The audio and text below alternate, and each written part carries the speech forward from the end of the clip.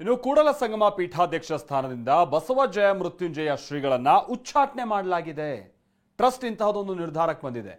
ಶ್ರೀಗಳ ವಿರುದ್ಧ ಹಲವು ಆರೋಪಗಳನ್ನ ಕೂಡ ಟ್ರಸ್ಟ್ ಈ ಸಂದರ್ಭದಲ್ಲಿ ಉಲ್ಲೇಖ ಮಾಡ್ತಾ ಇದೆ. ಇದೇ ವೇಳೆ ವಿಜಯಾನಂದ ಕಾಶ್ಯಪ್ಪನವರು ಸಿಡಿ ಬಾಂಬ್ ಸಿಡಿಸಿದ್ದಾರೆ ಕೂಡ.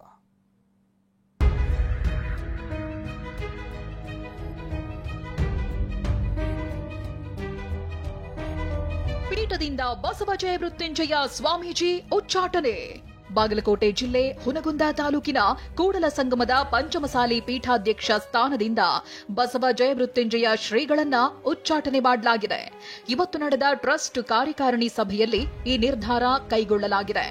ಪಂಚಮಸಾಲಿ ಟ್ರಸ್ಟ್ ಅಧ್ಯಕ್ಷ ವಿಜಯಾನಂದ ಕಾಶ್ಯಪ್ಪನವರ್, ಕಾರ್ಯದರ್ಶಿ ನೀಲಕಂಠ ಅಸೂಟಿ ಸೇರಿ ಸದಸ್ಯರು ನಿರ್ಣಯ ಕೈಗೊಂಡಿದ್ದಾರೆ.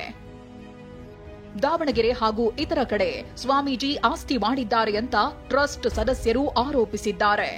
ಶ್ರೀಗಳು ಲಿಂಗಾಯತ ತತ್ವ ಬಿಟ್ಟು ಹಿಂದುತ್ವದ ಪರ ಹೊರಟಿದ್ದಾರೆ. ಶ್ರೀಗಳು ಟ್ರಸ್ಟ್ ಸದಸ್ಯರ ಮಾತು ಕೇಳಲ್ಲ, ಪೀಠದಲ್ಲಿ ಇರೋದಿಲ್ಲ, ಒಂದು ಪಕ್ಷದ ಪರ ಹೊರಟಿದ್ದಾರೆ. ಶ್ರೀಗಳು ಸ್ವಾಮೀಜಿಗಳಾಗಿ ಉಳಿದಿಲ್ಲ. ಹೀಗಂತ ಹಲವು ಕಾರಣಗಳನ್ನ ನೀಡಿ ಟ್ರಸ್ಟ್ ಸದಸ್ಯರು ಶ್ರೀಗಳನ್ನ ಉಚ್ಚಾಟಿಸಿದ್ದಾರೆ. ಸ್ವಾಮಿಗಳ ಬಗ್ಗೆ ಬಹಳಷ್ಟು ಕಂಪ್ಲೇಂಟ್ ಅದಾವು, ಇದು ಅದಾವು. ಟ್ರಸ್ಟ್ ಮಾತು ಕೇಳೋದಿಲ್ಲ, ಟ್ರಸ್ಟ್ ಅವ್ರದ್ದು ಕೇಳೋದಿಲ್ಲ. ಅದಕ್ಕಾಗಿ ಅವ್ರದ್ದು ಬಹಳ ದೊಡ್ಡ ಫೈಲ್ ಐತೆ ಅವ್ರದ್ದು ಏನ್ರಿ. ಅದಕ್ಕೆ ಅವ್ರನ್ನ ನಿರ್ಣಯ ತಗೊಂಡ್ರಿ. ಇವತ್ತು ನಿರ್ಣಯ ಅವ್ರನ್ನ ಉಚ್ಚಾಟಿಸ್ಬೇಕು ಅಂತೇಳಿ, ಪೀಠದಿಂದ ಉಚ್ಚಾಟನೆ ಮಾಡ್ಬೇಕು ಅಂತೇಳಿ. ಶ್ರೀಗಳು ಆಸ್ತಿ ಮಾಡಿದ್ದಾರೆಂಬ ಟ್ರಸ್ಟ್ ಸದಸ್ಯರ ಆರೋಪದ ಬಗ್ಗೆ ಟಿವಿ9 ಜೊತೆ ಎಕ್ಸ್ಕ್ಲೂಸಿವ್ ಆಗಿ ಬಸವಜಯ ಮೃತ್ಯುಂಜಯ ಶ್ರೀಗಳು ಮಾತನಾಡಿದ್ದಾರೆ. ಆರೋಪಗಳನ್ನ ತಳ್ಳಿ ಹಾಕಿದ್ದಾರೆ.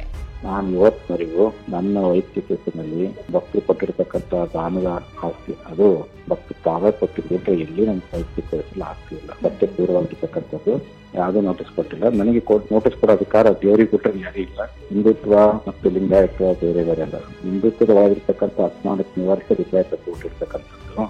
ಈ ನಡುವೆ ಸಿಡಿ ಬಾಂಬ್ ಸಿಡಿಸಿರೋ ವಿಜಯಾನಂದ ಕಾಶ್ಯಪ್ಪನವರ್ ಎಲ್ಲೆಲ್ಲಿ ಆಸ್ತಿ ಮಾಡಿದ್ದಾರೆ, ಎಲ್ಲೆಲ್ಲಿ ಟ್ರಸ್ಟ್ ಮಾಡಿದ್ದಾರೆ, ಸಿಡಿ ಎಲ್ಲೆಲ್ಲಿ ಹೋಗಿವೆ, ಎಲ್ಲವನ್ನ ಎಳೆ ಎಳೆಯಾಗಿ ಬಿಚ್ಚಿಡುವೆ ಎಂದಿದ್ದಾರೆ.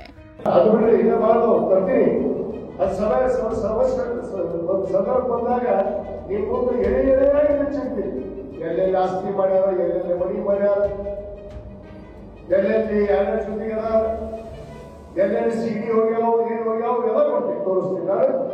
ಎಲ್ಲೆಲ್ಲಿ ಸಿಡಿ ಹೋಗ್ಯಾವ, ಏನು ಹೋಗ್ಯಾವ ಎಲ್ಲ ಕೊಡ್ತೀವಿ ತೋರಿಸ್ತಿದ್ದಾರೆ.